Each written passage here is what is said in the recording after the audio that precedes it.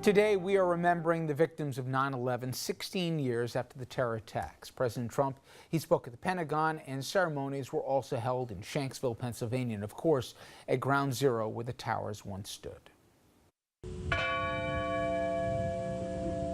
As the bells tolled in Shanksville, Pennsylvania, once for each person who died on Flight 93, President Trump spoke to a crowd of families and employees at the Pentagon. Here on the west side of the Pentagon, terrorists tried to break our resolve.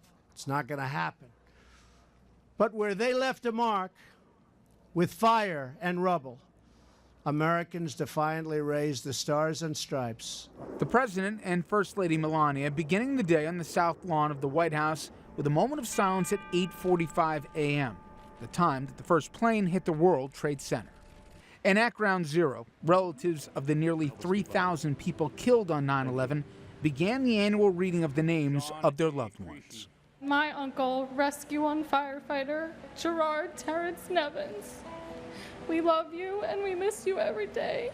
I wish more than anything that I could have met you. The ceremonies marking 16 years since those 4 hijacked planes hit the World Trade Center, the Pentagon, and the Pennsylvania Field on September 11, 2001. The first time native New Yorker President Trump is observing 9/11 as president. On that day, not only did the world change, but we all changed. Our eyes were opened. Now, local communities throughout our region also held ceremonies. People read the names of victims, they rang bells, they gathered at memorials and monuments. Now, back at the Pentagon this morning, the president also had the following to say. In that hour of darkness, we also came together with renewed purpose. Our differences never looked so small. The sacrifice grounds on which we stand today are a monument to our national unity and to our strength. But speaking to the issue of unity and division from then and now, I want you to take a look at this poll, and it's conducted by Fox here, okay? Majority of people were asked if the country is divided and maybe as to why. They believe that this president is tearing it apart. And those numbers, again, I want to stress, are coming from Fox News. Now, of course, those divisions did not begin in November when this man was elected, but the divisions are quite clear right now. And joining us at the table is Jeannie Zaino. She's professor of political science at Iona College, also senior advisor at the consulting firm Applied Techonomics, and Andrew Whitman, our senior political correspondent. Again, I want to reference right off the top, this president and the previous election didn't all of a sudden turn a kumbaya nation into one at each other's throats. But we are where we are right now, Jeannie, and I don't think, words withstanding today at the memorial, it's a coincidence that I don't remember it being this nasty politically, and I don't remember people in leadership fomenting the divisions as much as they are right now. Is this convenient memory on my part, or do you share the same sentiment? Yeah, and I do, and I think in large part, Donald Trump didn't start the divisiveness in the country, but he has contributed to it enormously by his words and his deeds. Just the latest issue in terms of DACA is an example of that. We have one of his closest former advisors, and we're going to talk about this, I know, Steve Bannon on 60 Minutes yesterday, saying that the Catholic Church has other reasons for not supporting the president on this DACA issue, and talking about how they want to take these young people and throw them out of the country. I mean, there's nothing more divisive than that. So when you talk about why there's division, it's this kind of issue, and it's the rhetoric that the president has used. To his credit, not today, but you don't have to go back that far to find incredibly divisive rhetoric on his part, which just starts to make people feel like the country is divided in a way we can't get back together again. And that, on a day like 9/11, the anniversary, is incredibly sad and frustrating to so many of us. I actually did feel it a little listening to the president today during his 9/11 speech, because the policies that he's pursuing, including the Muslim ban, including the border wall, have a relevancy and a connectiveness to 9/11. He is trying to tap into that sense of being targeted and being afraid that still linger from 9/11. And when he referenced things like staying vigilant and making sure that we're always safe, that's a policy issue that's happening today. And for the last 8 years before this president, we had a president who was looking to sort of move us further from where we were in the immediate aftermath of 9/11. Obama's policy sort of tempered what President Bush had put in place after 9/11. President Trump is reverting back to them, or trying to, or at least trying to use them to political advantage. And there were moments today where, I know I'm attuned to it and looking for these sorts of things. Yeah, but I think our ears are a little perked up more. But Gene, you said something in the break here that, there's been 1,000 other things that he has said, both as a candidate and as a president. But this is the same guy who said that, people were celebrating on the streets of New Jersey. That even Chris Christie, the governor of New Jersey and apparently a BFF of Donald Trump, said it never happened. We're creating these false narratives, just like Obama was a Muslim and not an American and all the rest. I think there's a cumulative aspect where people are being asked in this country to pick sides. Who are you with?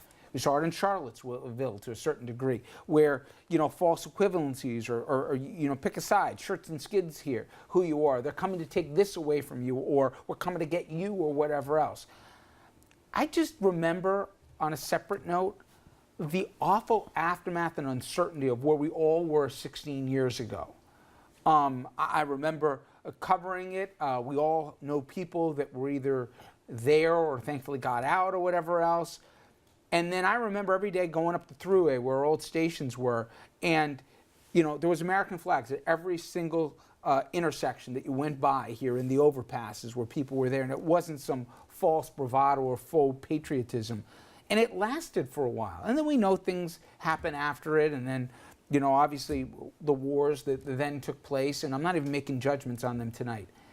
But the idea, and even if you go back to sports from that day at then Shea Stadium, even Yankee Stadium, where the presidents were, for different, to go from there to go from here, I know it's 16 years, but it's like there's a collective brainwash to it, and to me it was a shame. But coarseness. It's more coarse and it today. is, and that's a better word to use for it, that it's okay to be ugly to each other. But there's also a debate about what we should do about today. And it's in our world of the fourth estate as it relates to media, more specifically even broadcast and cable. Usually every single network covers 9/11. Well, one network decided to do otherwise. MSNBC said that no, in fact, that they were going to have a change of course. It skipped that. Now, there was obviously the aftermath of Irma, and they were hardly the only 24-hour news station that didn't cover the entire ceremonies. As a frame of reference, we did. We took them on all of FIOS channels. But nonetheless, there's a debate as to whether or not, as a nation, is 16 years past that. We've seen, Andrew, after, we were struck on Pearl Harbor, right? Mm-hmm. A day that would live in infamy. We didn't have this persist. I'm a little conflicted on the subject. What do you think? Well, first of all, to be clear, MSNBC did not rebroadcast their footage from September 11th, 2001. Other stations did. They still went to some of the events, and they we heard from President Trump. They were broadcasting that. It's the news business, and news is what matters. And yes, there's Irma. But let me pull back, just if I could, a curtain that I know you guys know about, but maybe the public doesn't. There has been calls for a long time that from 8:30 in the morning every September 11th until the conclusion of it, roughly sometimes around 12:30 or so, that the entire ceremony need not be covered, in effect from beginning to end. Again, we made the decision to continue to do it, with the majority of stations obviously taking the same approach. But others are saying, it's also a local issue for us because it's such a personal Boston, thing. Or you don't see it in Nebraska, right? So I understand networks feeling that you don't have to show every moment of it. You can dip into it, you can show clips from it, and sort of evoke what the memory is and evoke what the scene is. But there are other things on our plate, and the national attention gets moves around quickly. So yeah, with the storm coming and with other issues, and I wonder if part of it isn't also that coarseness that we were talking about and the divisions within that, it's sort of undermined the sense of unity that some of these 9/11 memorials have had in the past, and that's just. And to me, Jeannie, it's not to say somebody else is doing it and not everybody's got to do it. If everybody does it, it commands attention to it. But do you think it's gone on? Do you think there's a limit that after 20 years, after 15 years, I mean, people thought, honestly, my business after 10 it would end. I don't have, per se, a problem with it, but I've heard from a lot of people we're treating this differently than we've had other tragedies in this country. I think it's hard to criticize the media for making editorial judgments on these kinds of things. It's a business, and they have to make those decisions based on what they think is in the best interest and the public's best interest. That said, I think we suffer even more so in an educational way, and obviously I'm saying this as a professor. I don't think we can rely on the news media per se to educate us about the importance of 9/11 and how we should think about it and look at it. I'm not sure we're doing a great job in that in our educational system. And to me, I think more attention needs to be paid there, because I will tell you, we have young people coming in. They were, 3 years old at 9/11, maybe 2, maybe 1, some not even born. And they don't have a real understanding of what occurred and the impact of that as it relates to today, as Andrew was talking about. And so I think, the news media is one aspect. I also think our educational system needs to figure out how to educate people on And you know that, better even than me, our there was kids. a lot of debate how to have that conversation, How to have especially that in our conversation. region, Yeah. where maybe you could have a family that was directly People are impacted, and how you do impacted. that conversation.